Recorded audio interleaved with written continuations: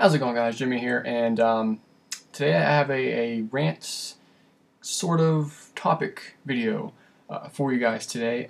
I was trying to brainstorming, thinking of a video to make, uh, you know, where we discuss a topic or rant about something. And I was sitting there playing Metal Gear Solid 4. And if you guys don't know, the trophy patch, the long-awaited trophy patch, recently just came out for the game, and that got me thinking, are trophies slash achievements good for gaming? And I think this is an interesting topic. It's been kicked around a lot, and I would really like to know what you guys think about it, in all honesty. So I figured that'd be a really good topic to talk about for my first rant slash topic discussion video. I was going to do another games I recently bought because I did get a whole brand new stack of games, but I figured, we'll wait a little bit. I don't want to keep putting those one after another. So I'll wait a few days for that one, but I did get some really cool stuff.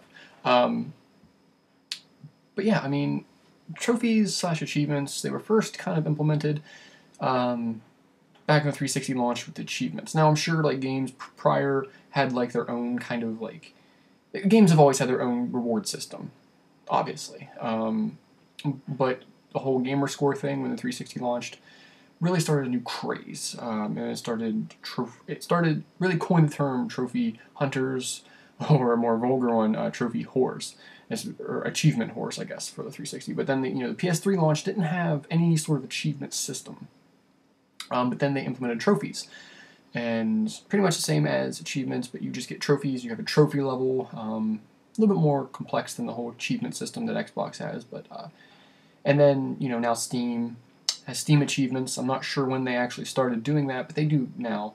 And a lot of things. World of Warcraft now has, its own achievement list, and I don't even know how many in that one.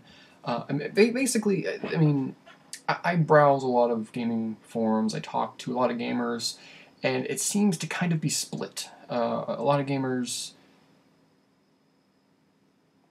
are just like, well, they're achievements or trophies. I don't get anything from them. I don't care about them. It wouldn't matter if they were there or not. And then a lot of people are like, yeah, I like them. It gives me more incentive to go back through the game again. And, for a game I probably would only beat once and stop. And basically, like, I have nothing really to rant on about this.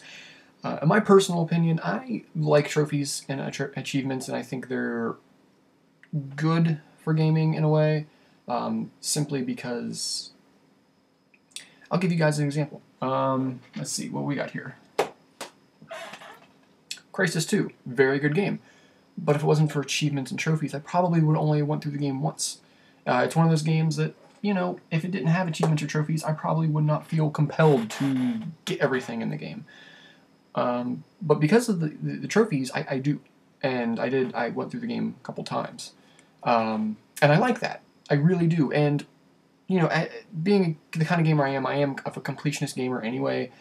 So even back on the PS1 days, PS2 days, I like to do everything in the games, going for 100%. But, the more and more games I've played, some games I'm just like, well, I just want to beat it, whatever. And the achievements and trophies came out, and, I beat it, and I'm like, well, I really could put this away and never play it again. But I'm really close to that achievement. I'm really close to that trophy. So, you know what? I'm going to go through this game one more time. And that's why I like achievements and trophies. I really like them because it gives you an incentive to do things in games you probably wouldn't do regardless. Like, a lot of people just fly through the game once, finish it, put it on their shelf, whatever. I still do that with some games just because I have a ton of games to play, and, I can't sit there all day and 100% every game. But, I mean, there are games, Crysis 2, like I just showed you, there are plenty of other ones where I would have probably just went through once, never touched it again, but because I was close to another achievement or trophy, I actually stuck it out again, and in some cases enjoyed the game a lot more the second time through. And then after the second time through, I'm just kind of like, yeah, that was actually a really good game. I didn't like it the first time, but now I did. I do like it now. And all because of achievements and trophies. And, in the argument, a lot of people of course, are like, well, you shouldn't need trophies and achievements to push you to do 100%, or to push you to play the game multiple times. If the game's good, you're going to play it multiple times anyway. And I understand that's true. That's why I like achievements and trophies, but again, like I am on the kind of on the fence for it because I do think a lot of people ruin the whole concept of trophies and achievements. You go out there and search for people, and there are people on Xbox with I don't even know what the highest gamer score is now. Back when I know there's people with like 300, 400,000. It's probably way higher. It's probably nearing 1 million by now. I don't know. I haven't checked that recently, but like trophies, there's people with over hundreds of platinums. And it's one of those things. The way they get them is they have multiple people using the same account. Just to rack up these things, and there's people out there who buy games just, hey, is an easy platinum, is an easy 1,000. It's not, well then I'm not going to play it. That right there, if you're a gamer that does that, then I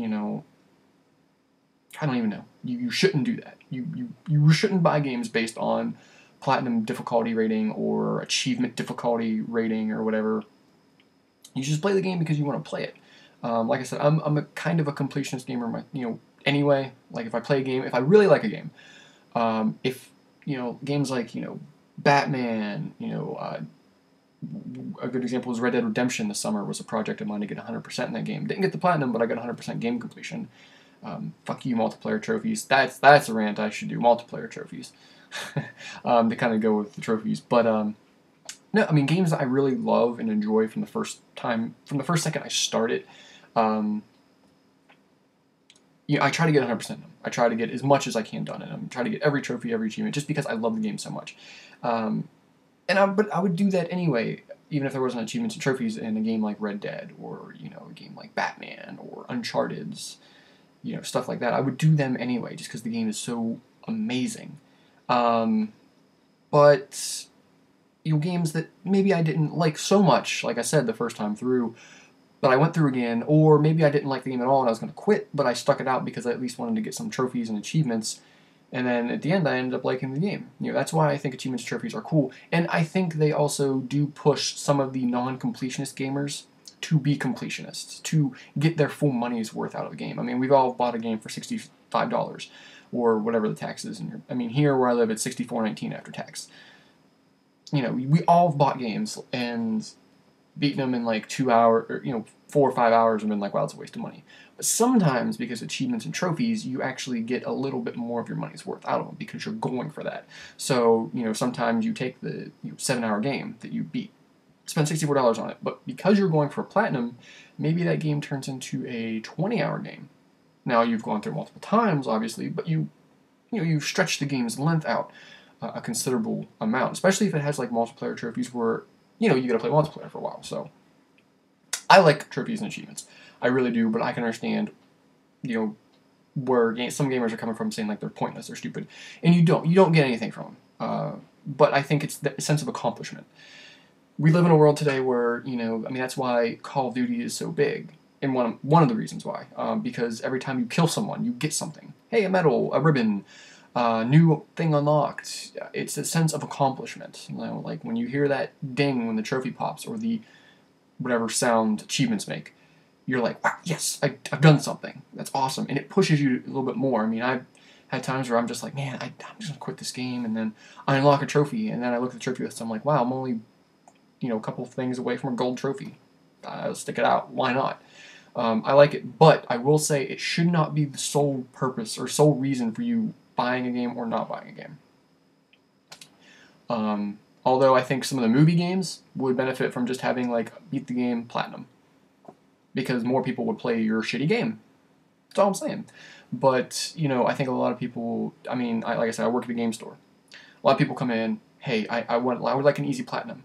What is that? Or they'll be buying a game and they're like, hey, is the platinum in this game easy? And it'll be like Max Payne 3. Fantastic game, phenomenal game. And I'm like, no, the platinum is very difficult to get in that game because of, hardcore New York Minute mode, which is fucking stupid. But it's there, and it is very difficult to get the platinum in it. And they'll be like, well, I don't want it. It's like, no, don't do that, because the game is fucking awesome. Do not go in stores and, if you're one of these trophy hunters where you sit and, just try to get platinums, and you buy games solely based on that, shame on you. Shame on you. That's all I can say. For someone like me, I try to do everything I can in games anyway, and I know people who have tons of platinums, but that's because they don't really have the money to keep buying new games. So when they get a game, they sit on it for about a month. And that, I mean, that's totally fine. If you're in that boat, that's fine. But, you know, like I said, if you're one of those people who just go out and buy games solely based on platinum difficulty rating or 1,000 difficulty rating, then, you know, probably shouldn't be playing games. But I do like it, and I do think it can be considered a double-edged sword, but I like it. I like the trophy achievement system in games, and hopefully the next-gen consoles and beyond keep using these, because I do think that sense of accomplishment is really cool, and there's something always are kind of pushing you forward. For the non-hardcore gamers anyway, who aren't completionists, that sense of pushing forward, making them completionists, making them get their money's worth out of the game. Us really hardcore gamers, you know, like them, don't care about them, whatever. We try to get 100% in the game anyway, you know. But I like them, I do, and I would like to see them stick around and stay. Now, some people have said, well, why don't you give me something for them? I know way back in the day, my friend was like, you know, if every time I got 1,000, if Microsoft would just give me 100 Microsoft points or something.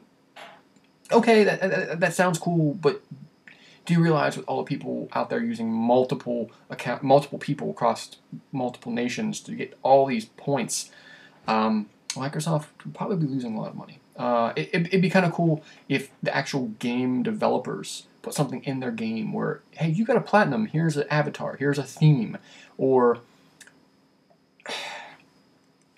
I don't know how I feel about this idea, but here's a piece of DLC. Maybe not that, but here's a costume for your character, or here's a documentary, making of the game. You platinumed the game, here is making of the game now. You can watch. That stuff is cool. Give you something, you know, a real big incentive to platinum a game or something, or 1,000 a game or something like that. I remember Final Fantasy 13, if you got certain trophies in the game, they gave you a lightning theme, or a snow theme, or whatever. They gave you a theme, and that's cool. I would like to see more developers do that. But yeah, I mean, that's what I wanted to talk about today is the topic, and I do want to hear your guys' opinions on this. Are trophies/achievements good for the gaming industry? Is it good for gaming? Do you want to see them stay? Do you want to see them go? Do you not care? Are you a trophy hunter? I just want to know what you guys think about it, because, I mean, it's not a huge topic, but I do, in some forums, you know, it is, trophies and achievements are bashed all to hell sometimes and whatnot, or praised all to hell. So, what are your guys' opinions on it? Like I said, I like them. I personally hope they stay around. Hope, you know, next gen and beyond, there are trophies/achievements, whatever they're going to call them. So, but yeah, this was my topic video for today. Expect another games I bought recently video, probably maybe tomorrow, the day after. I did buy a lot of really cool stuff that I want to show off to you guys. So, but thanks for watching, guys. Make sure you like the video. Comment below. Let me know your opinions on the topic. So, but thanks for watching.